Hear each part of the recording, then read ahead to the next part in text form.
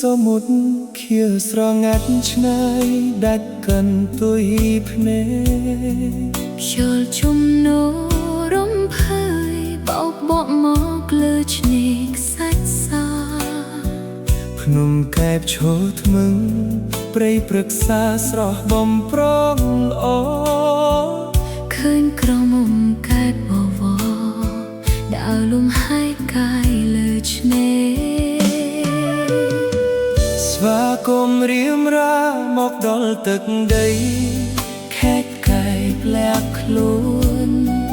ធម្មជាតិស្រស់មួនឆ្នេរកំសាន្តល្បីពេញទឹកដីហូបសមុទ្រស្រស់ស្រស់ក្ដាមងើមឹកបងគាថ្មីថ្មីទឹកត្រីកោះកុងហើហុយរសជាតិឆ្ងាញ់ពិសាបងលងស្នេហា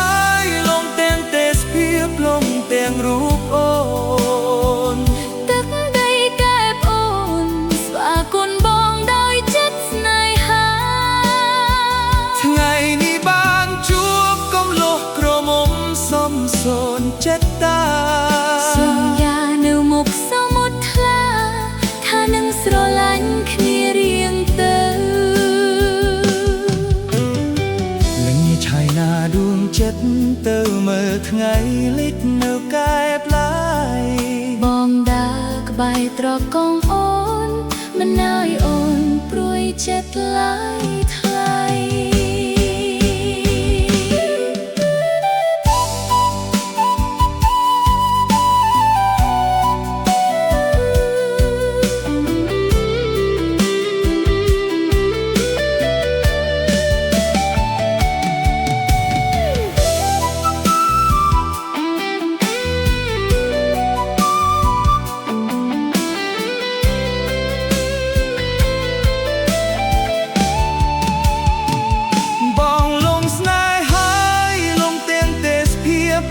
ទាំងរូបអូ